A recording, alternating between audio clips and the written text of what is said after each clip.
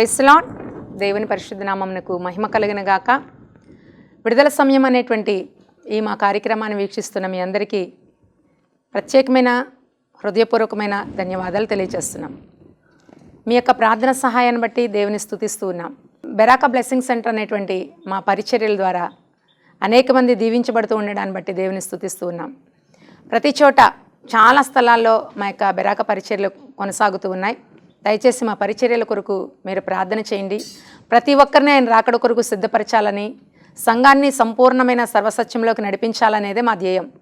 ఆ ధ్యేయంతో దేవుని యొక్క సన్నిధిలో మేము కొనసాగుతూ ఉన్నాం. మీ ప్రార్థన సహాయం అందించండి. ఖచ్చితంగా మీ యొక్క ప్రార్థన అవసరతలున్నా కూడా మీరు మాకు తెలియచేయండి. మీ కొరకు మేము కూడా ప్రార్థించడానికి సిద్ధంగా ఉన్నాం. మా కార్యక్రమాన్ని ప్రోత్సహించండి, అనేక మందికి పరిచయం చేయండి. దేవుని ద్వారా దీవించబడండి. God bless you. ఈ కార్యక్రమాన్ని విని ఆశీర్వదించబడండి. Praise lord. ప్రభు అయిన యేసు ప్రశస్తమైన నామంలో మీ అందరికీ ప్రత్యేక శుభాలు తెలియచేస్తూ ఉన్నాను. మరొకసారి ఈ యొక్క కార్యక్రమం ద్వారా మిమ్మల్ని కలుసుకోవడానికి, మీతో దేవుని వాక్యం పంచుకోవడానికి దేవుడు నాకు ఇచ్చిన ఈ శ్రేష్ఠ సమయాన్ని బట్టి దేవునికి నేను కృతజ్ఞతలు, స్తోత్రాలు, స్తుతులు చెల్లిస్తున్నాను. మీరంతా ఎలా ఉన్నారు? బాగున్నారా?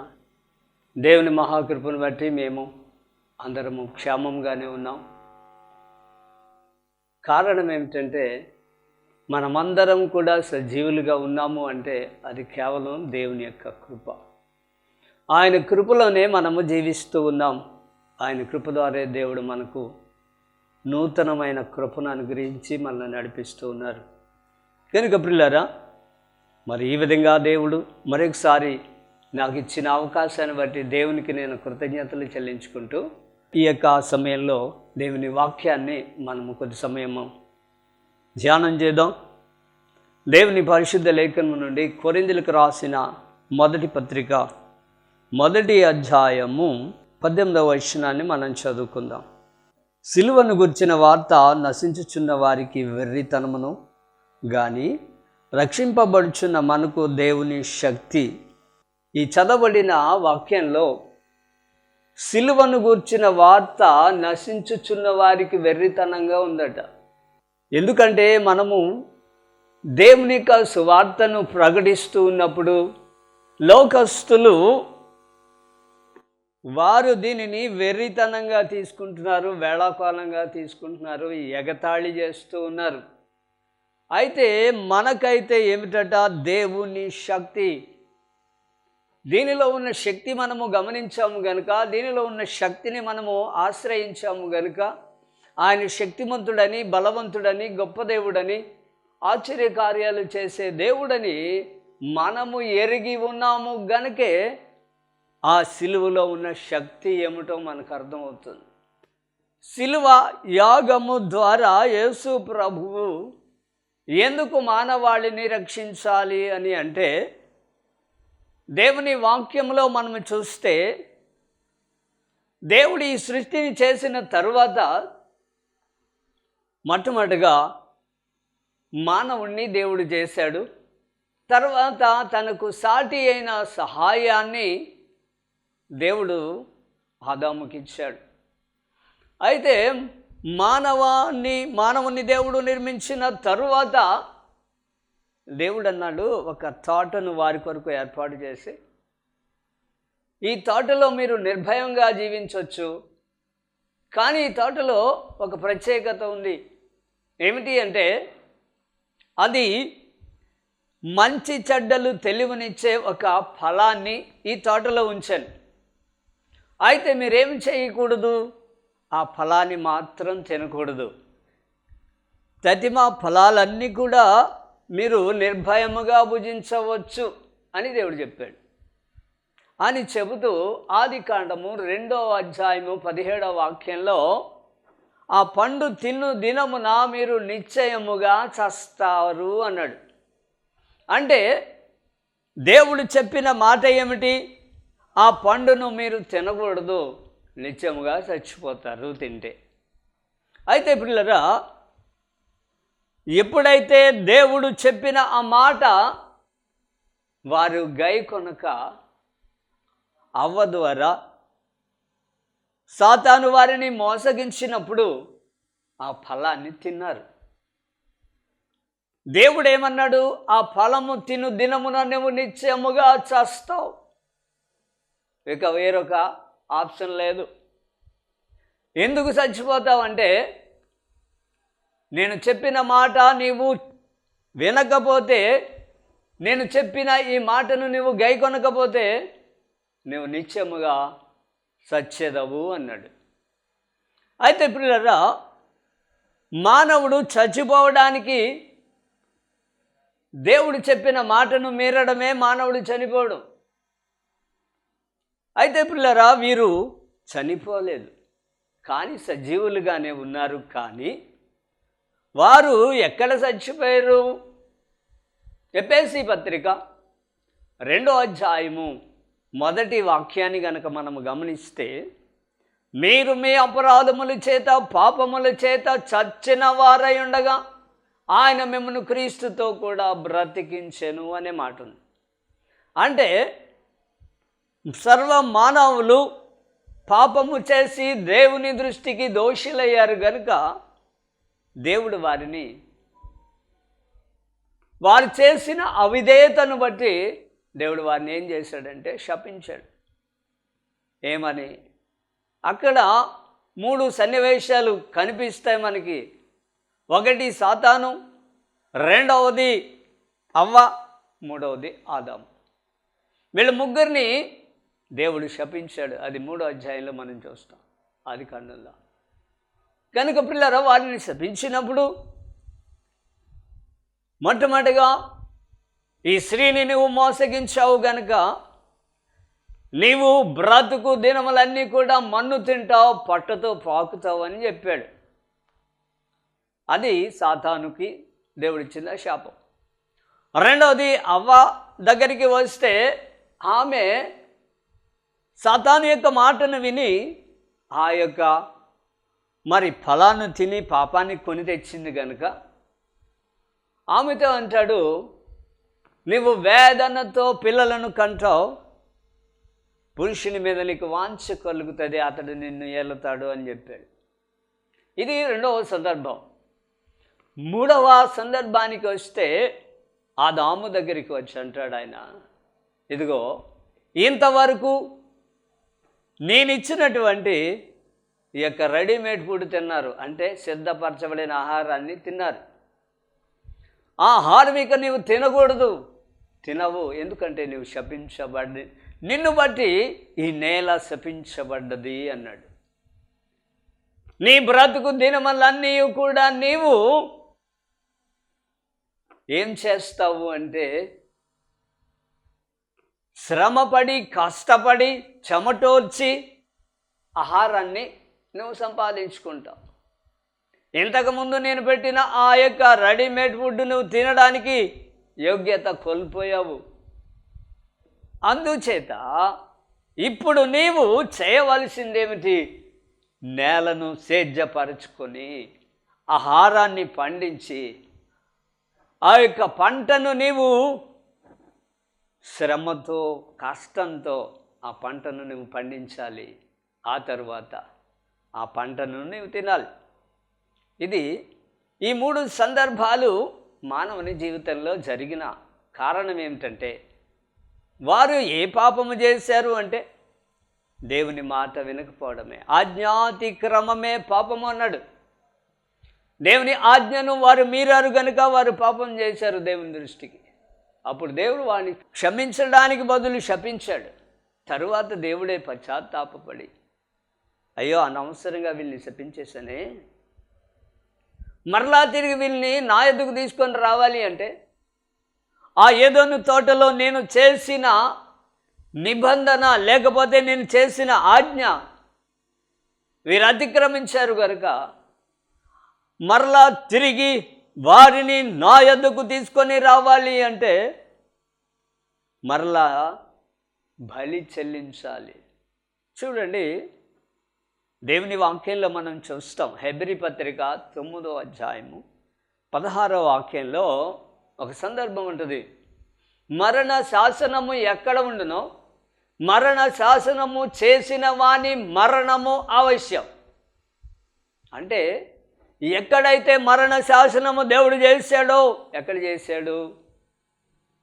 ఆ యొక్క ఏదోను తోటలో వీరు దేవుని దృష్టికి పాపం చేసినప్పుడు ఆయన ఉగ్రుడై వారిని శపించాడు. ఒక ఆజ్ఞ జారీ చేసిన ఆ ఆజ్ఞ మరలా దాన్ని కొట్టివేయాలి అంటే మరణ శాసనము ఎక్కడుందో మరణ శాసనము చేసిన వాని మరణము నిశ్చయముగా జరగాలి.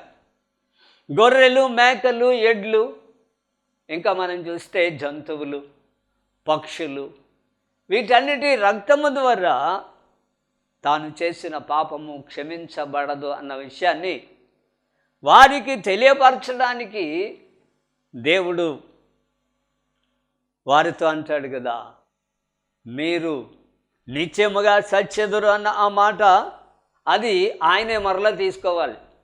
ఆయనే మరలా తాను చేసిన శాసనాన్ని రద్దు చేయాలి, ఎవరి వల్ల కాదు.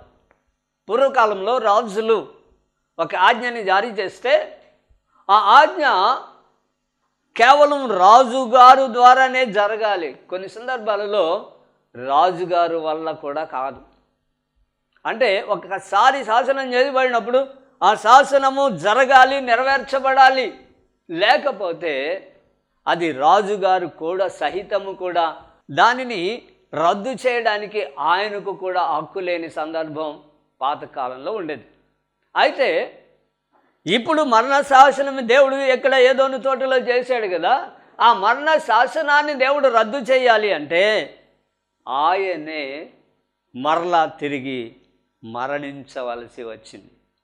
అదండి ఎందుకు యేసు ప్రభు సిలువకు ఎక్కవలసి వచ్చింది అంటే, ఎందుకు ఆయన బలియాగం చేయవలసి వచ్చింది అంటే, ఎందుకు ఆయన సర్వ మానవులను మరలా తిరిగి రక్షించడానికి ఒక యాగము జరగాలి. ఆ యాగము ఆయన చేసిన మరణ శాసనాన్ని కొట్టివేస్తే అప్పుడు అది స్థిరపరచబడుతుంది. తరువాత ఆ ఆజ్ఞ మీరిన వారందరూ కూడా పాప క్షమాపణ అనేది వారి జీవితంలో జరుగుతుంది. నిజమే పిల్లరా, ఎందుకంటే మరణ శాసనం చేసిన దేవుడే ఆ మరణాన్ని కొట్టివేయాలి, లేక ఆయనే మరణించడం అవశ్యమని దేవుని వాక్యం సెలవిస్తూ ఉంది. అందుచేత ఆయన ఈ భూలోకానికి సర్వమానవుల యొక్క పాప పరిహారార్థ నిమిత్తము ఆయన ఈ లోకానికి రావడానికి ఆయన ఆలోచన చేసి సర్వమానవుల్ని రక్షించాలి అంటే మనము మానవ రూపుగానే వెళ్ళాలి. ఆదిలో దేవుడు ఏమై ఉన్నాడు? వాక్యమై ఉన్నాడు. యోహాను సువార్త 1వ అధ్యాయంలో మనం చదువుతాం, 1వ వచనంలో ఆది యందు వాక్యం ఉండెను, వాక్యము దేవుని యొద్ద ఉండెను, ఆ వాక్యమే దేవుడై ఉండెను. ఆ వాక్యమే దేవుడై ఉన్నాడు కనుక ఆ దేవుడైన వాక్యము శరీరధారిగా కృపాసత్య సంపూర్ణుడిగా మన మధ్యకి రావడానికి ఆయన సిద్ధపడ్డాడు. ఎందుకంటే యోహాను సువార్తలోని 1వ అధ్యాయం 14వ వాక్యంలో ఉంటుంది ఆ భాగం.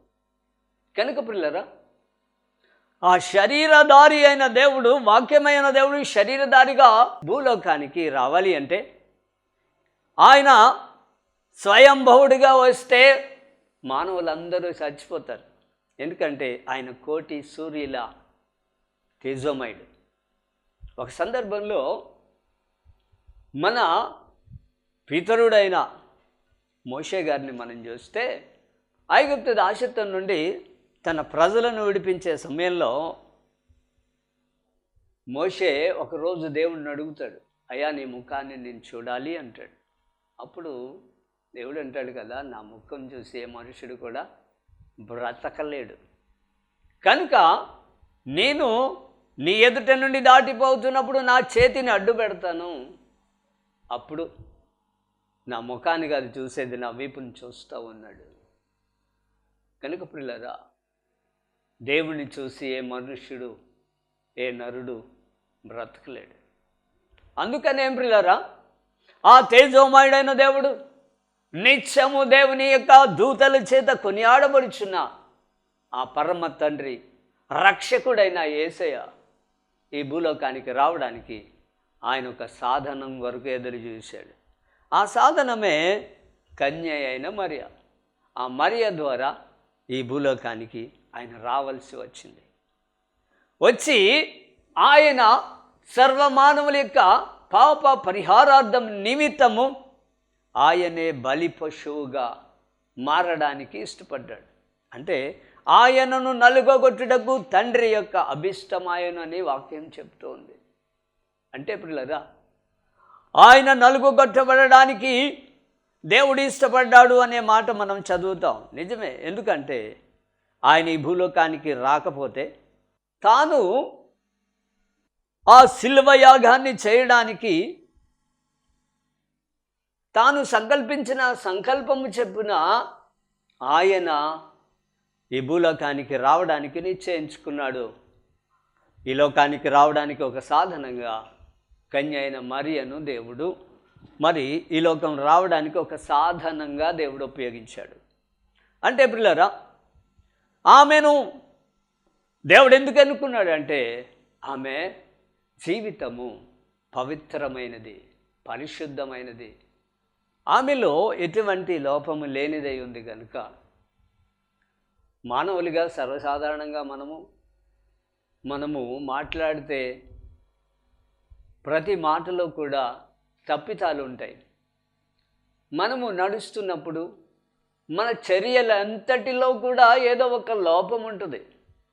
కానీ ఆ దినాన అటువంటి లోపం లేకుండా దేవునికి ఒక సాధనంగా ఆమె ఉపయోగపడ్డది. అంటే ఆమె ఎంత పవిత్రంగా తన జీవితాన్ని కొనసాగిస్తూ ఉందో, ఎంత పవిత్రంగా తన జీవితాన్ని జరిగిస్తూ ఉందో మనం ఆలోచన చేయాలి. అందుకనే దేవుడు ఆ పరము నుండి ఆమెను చూసినప్పుడు ఆమె దేవునికి అనుకూలమైన సాధనము, ఆయన రావడానికి ఈ భూమి మీదకి ఆమెను దేవుడు ఏం చేశాడు తెలుసండి?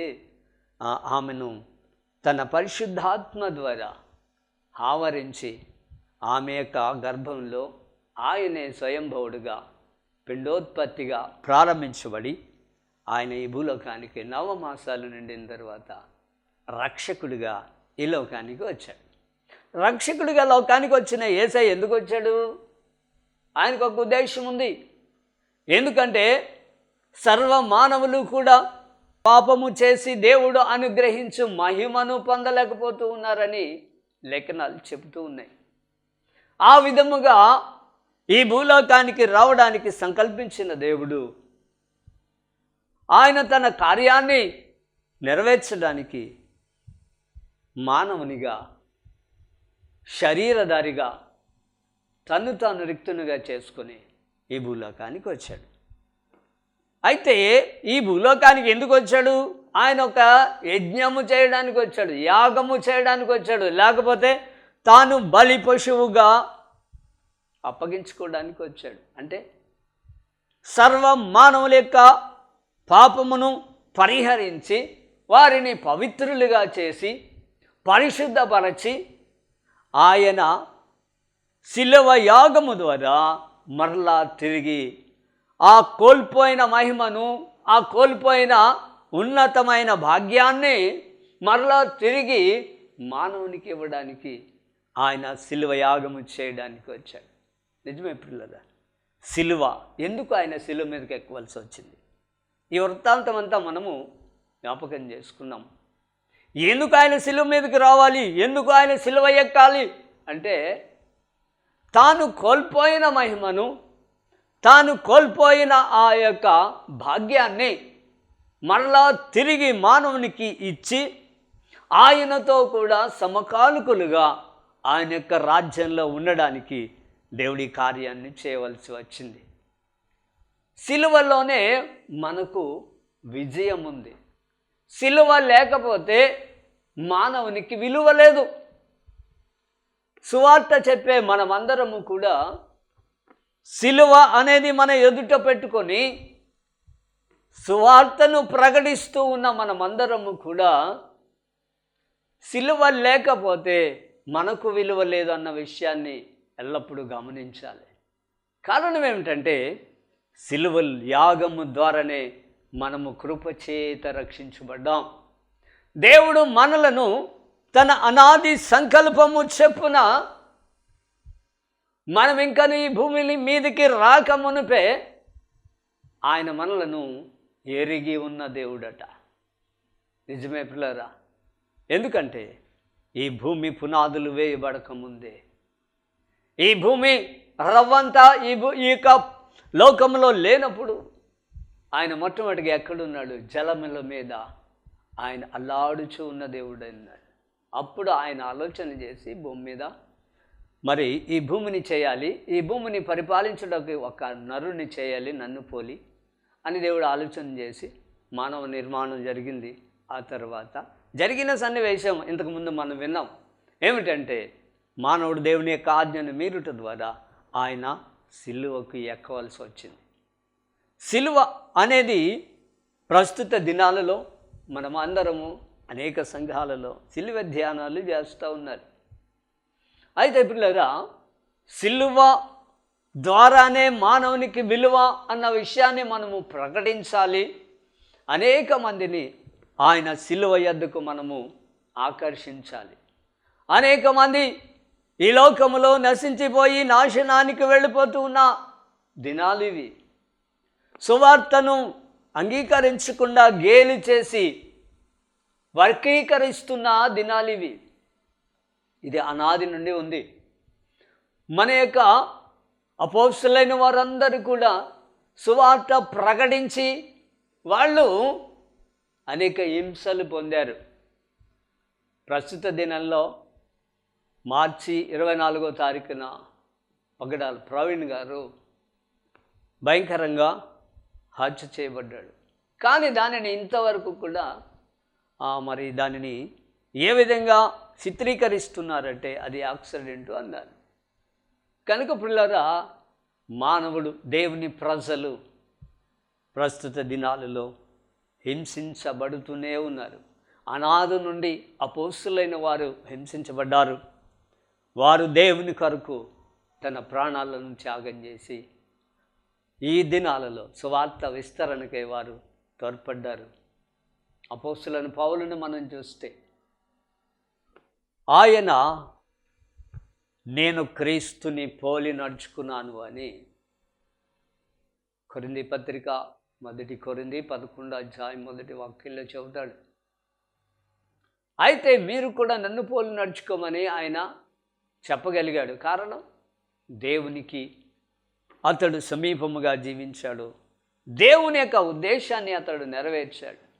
దమస్కు మార్గంలో దేవుని దర్శనాన్ని పొందిన ఈ పౌలు గారు దేవుని యొక్క ఉన్నతమైన పిలుపులో ఆయన ఉన్నాడు. అపోస్తలుడుగా ఆయన ఎంచబడ్డాడు.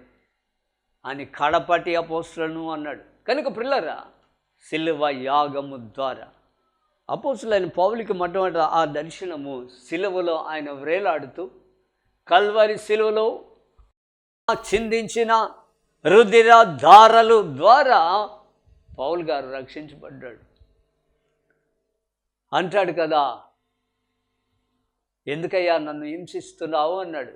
అయితే నువ్వెవడో, నేను నిన్ను హింసించడం ఏంటి అన్నాడు. అప్పుడు అంటాడు కదా, నా ప్రజలను నువ్వు హింసిస్తున్నావు కనుక నన్ను హింసించినట్లే అన్నాడు. కనుక ప్రియులారా, ఆ విధంగా పౌలు మన యొక్క ఆది అపోస్తులందరూ కూడా సిలువయ్య వార్తను ప్రకటించి, సిలువను ప్రకటించి వారు దేవుని సువార్తలో కొనసాగించబడ్డారు. కనుక పిల్లరా, ఎందుకు ఆయన సిలువ వేయడానికి గల కారణం, ఎందుకు ఆయన సిలువ మీదకు ఎక్కవలసిన కారణం, అంతకుముందు చెప్పినట్లుగా దేవుడు చేసిన ఆ మరణ శాసనాన్ని కొట్టివేయాలి అంటే ఆ శాసనము చేసిన దేవుడే ఈ కార్యాన్ని చేయాలి. అందుకనే ఆయన ఈ భూలోకానికి రావాల్సి వచ్చింది. అందుకనే 33.5 సంవత్సరాలు ఆయన ఈ భూలోకంలో జీవించి ఆయన సువార్తను ప్రకటించాడు. దేవుని వాక్యంలో మనం చూస్తాం. మార్కు సువార్త 1వ అధ్యాయం 15వ వాక్యంలో కాలము సంపూర్ణమైంది అని చెబుతూ ఆయన అంటాడు కదా, దేవుని సువార్త ప్రకటించుచు గలిలేకు వచ్చాను అనే మాట ఉంది.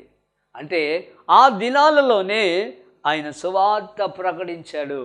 ఏమని? కాలము సంపూర్ణమై ఉందని.